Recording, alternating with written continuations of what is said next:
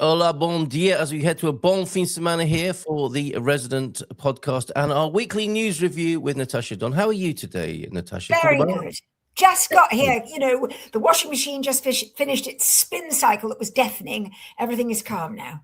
Well, I have to say it plays a beautiful tune upon climaxing the domestic duties there. It's so annoying. If I'd known about that tune, I'd never have bought the machine. Okay, note to the manufacturers there. We have 3 news stories to look at this week. But before we get into your picks, are you a football fan? And what did you make of Portugal's first match? Well, unfortunately, there was a remark that there were 10 statues on the field, and Really? and one guy I think called João Neves. Was he João Neves or something? But I was there because what I do, I've got a great girlfriend, and we go to our local eatery, and we have our little table, and every single Portugal match, in every single competition, we are always there. Excellent. So we're like 2 statues, I suppose. And basically, we chatted all the way through it because there was so little happening. Really? Were you? Yeah. I kept saying to her, "We've got to look at the game. We've got to look at the game." But it was just such a bland game. Yes, well, I think the Portuguese fans in the room would have forgiven you for talking on this occasion. Not always, but on this occasion. They were all going,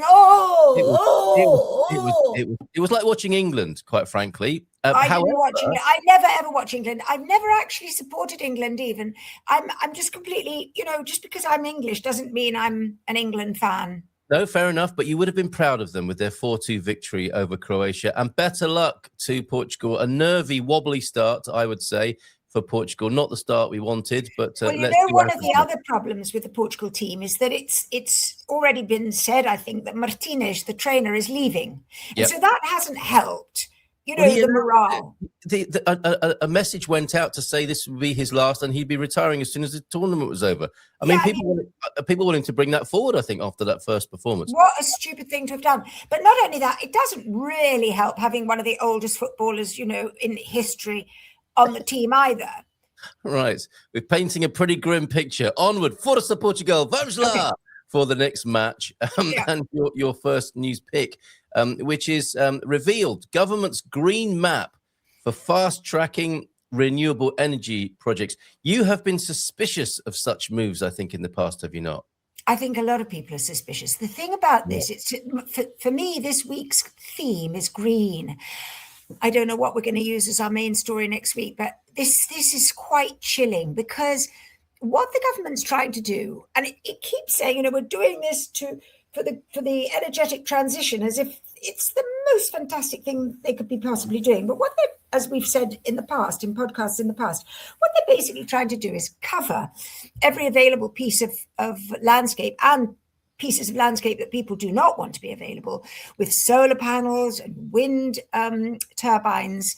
And they want to encourage investors to, bring their money to Portugal for this great EU-led energetic transition. The thing is, they want to cover so much of Portugal that we're becoming almost like, in the old days, people used to say that when you had Europe, and you had the bankers in Switzerland, and you had the, I don't know what you had, but in Portugal, you had the waiters, basically. Oh, right. And we are becoming like a sort of back entrance to a large hotel being Europe. And we are the service end, which is being used as a service corridor to have, whether it's the mining, whether it's the solar panels, whether it's the wind farms, which is being used as a kind of logistics backup. Well, two things on that, Natasha. One, public consultation on 1,300 projects. You do wonder how they can be done justice as public consultations. On the one hand, the word consultation is good news.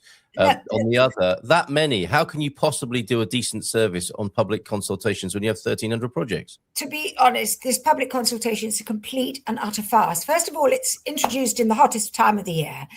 And everybody is just beginning to cope because the first month of having children off for 3 months, the first few weeks are the most hard. And then you suddenly get into this marvelous rhythm.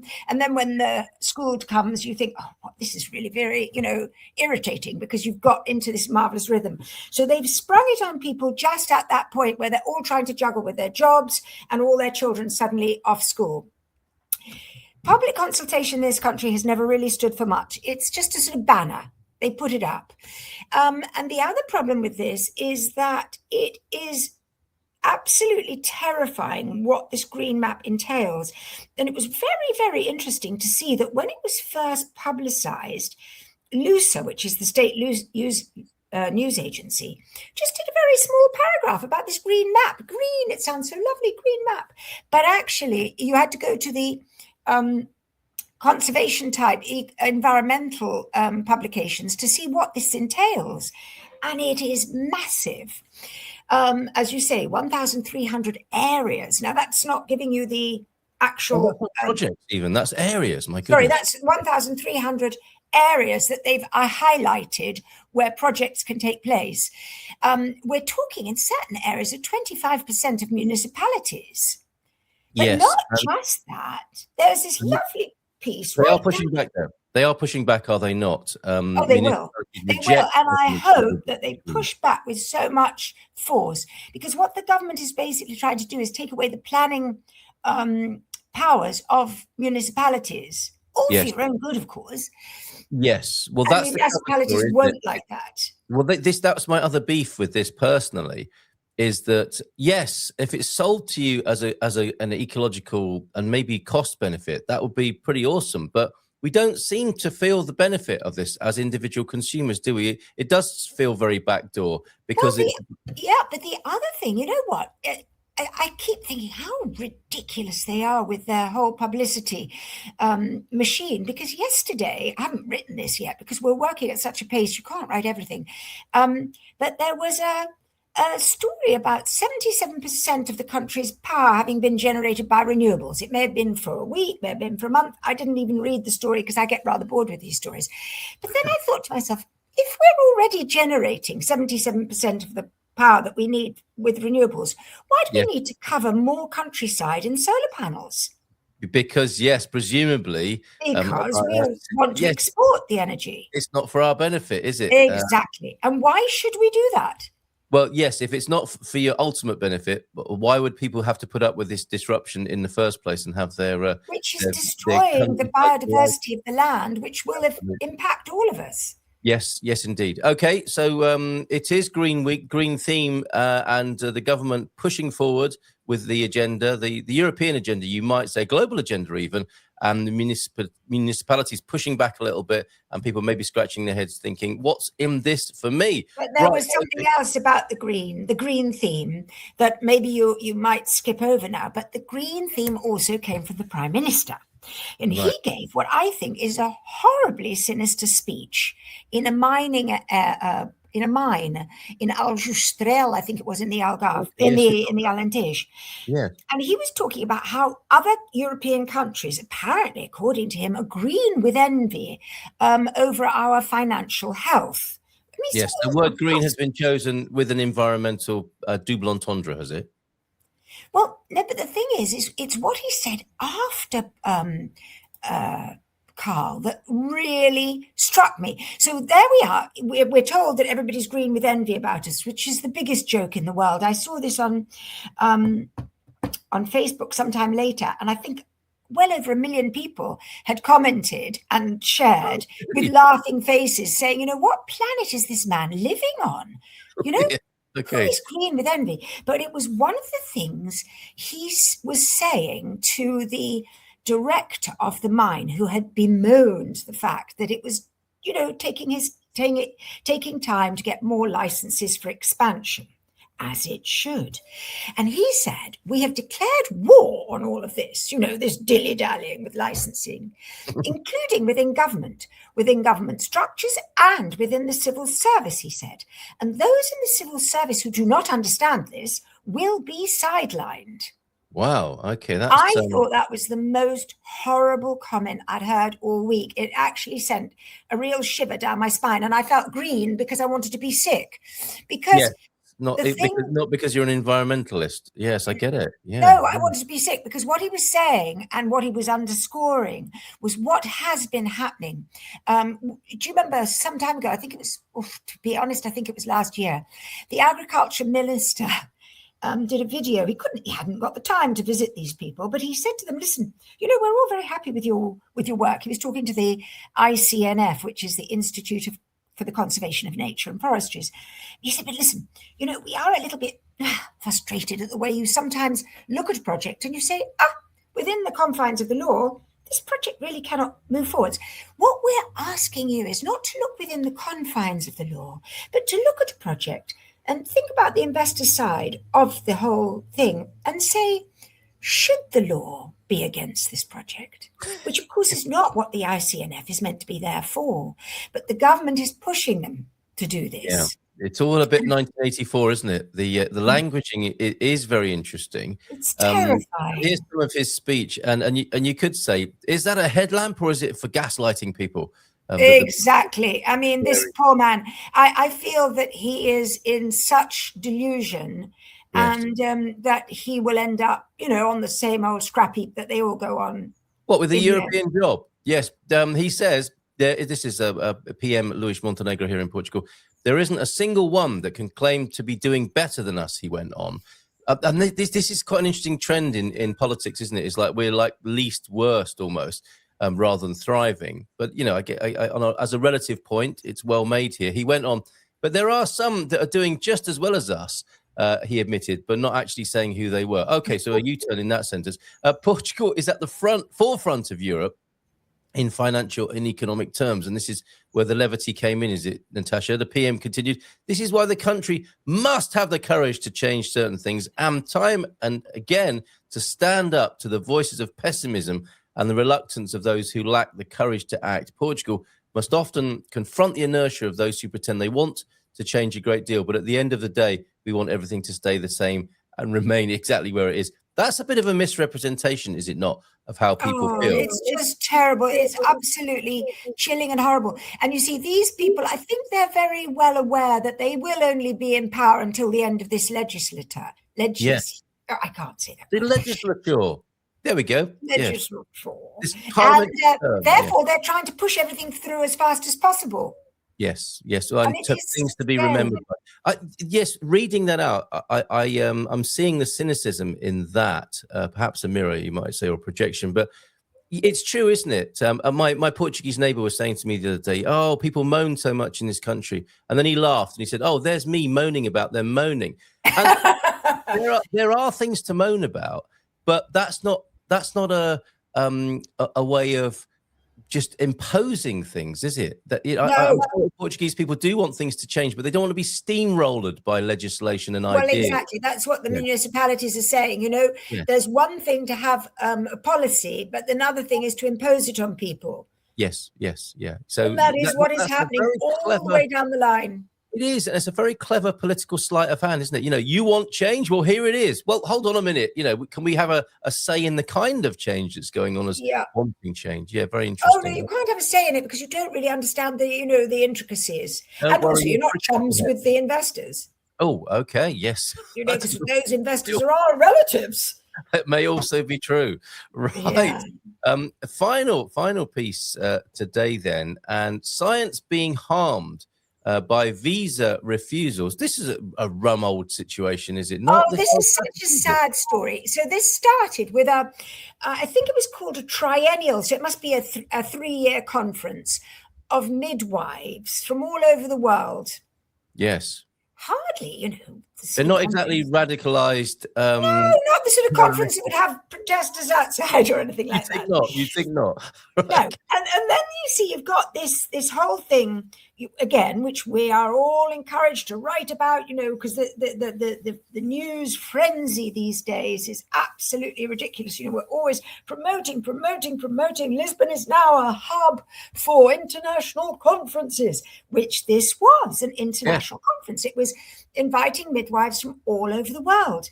But lo and behold, the midwives from Uganda, Rwanda, the Democratic Republic of the Congo, Ghana, places like that were all refused, Bangladesh, they were all refused visas.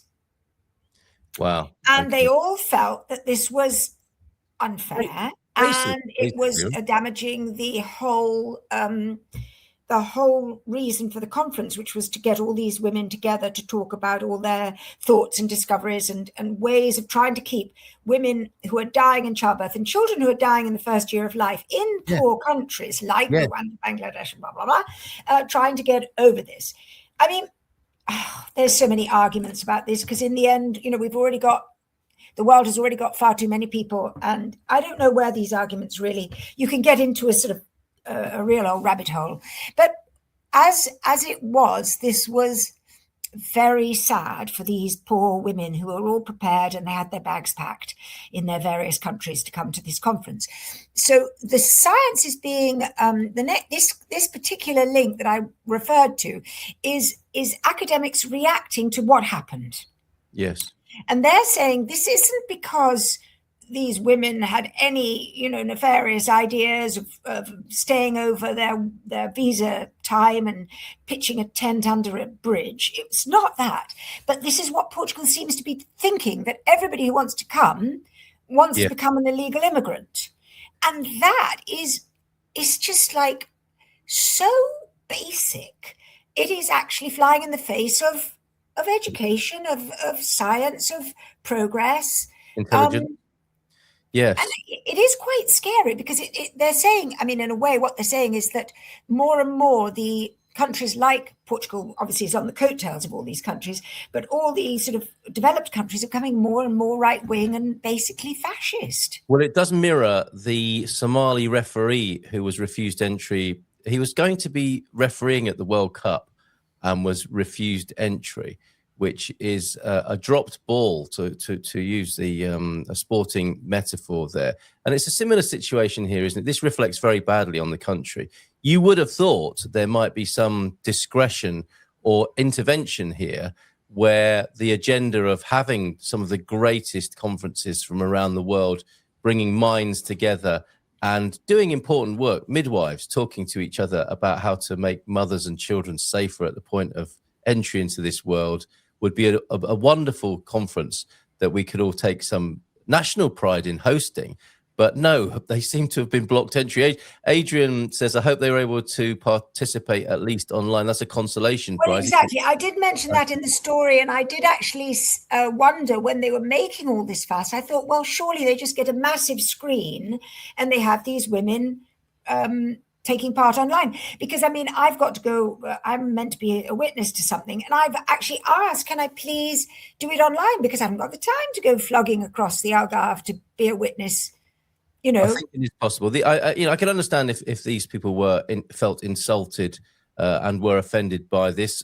From the list of countries of origin, you write here, of those whose visas were refused: Nigeria, Ghana, Rwanda, Burundi, Ethiopia, Sierra Leone, and the Congo. Bangladesh and India also. Carvalho says he has no doubt that racism was at play. So for João Carvalho, a researcher on migration and hate speech, the situation contributed to the impoverishment of Portuguese science and culture. That's a fair point, is it not? Yeah, because you see, the other thing is, this whole thing about intervening remotely, having, saying your speech remotely. I think the problem with that, they will argue, and I do understand it, is that when you go to a conference, you meet wonderful people. You meet people in your own, who are moving in your own circles, and you learn so much and you share so much, and you can't do that online. But of course, these days, everybody wants to become a robot. If they're not already, we're in this terrible time where, we want to be human, but we're being encouraged to be robots and produce more and do this and do that. And in some cases, appearing remotely works perfectly, because you want to catch a plane and you just, you quickly jump on your laptop before you board. But in other cases, there is a real reason for human contact. Yes, indeed. Yes, indeed. And I think in this case, midwifery, there couldn't be more reason. Absolutely. And I apologize to those women who weren't able to come here. And I hope that will be put right. And maybe next year they'll have the opportunity to do so. It's a triennial thing. It's a triennial thing. And to be honest, Carl, in 3 years, I have absolutely no idea whether Lisbon will still be a hub for international conferences. We just don't know. That's quite the prediction. Okay. There's our homepage, our front page. Most recent story: French investment in Portugal reaches 18.8 billion. And that rather chilling story of a neo-Nazi group who planned an attack on the PM's home. Good work by the police. However, one of the men, I think, who was rumbled there was a former PSP officer as part of that. Right. Well, we wish you a good weekend. Be careful out there. It's going to be a hot one, isn't it? The government also intervening, I think, because of a heat wave. There's some concerns, and there will be more drastic measures from the government stepping in to save people from the heat of the country this weekend. So be careful, stay hydrated, stay safe. And Natasha, bon fin de semana, muito obrigado, and we'll see you again next week. Thank you. Take care, Carl. Have a great week.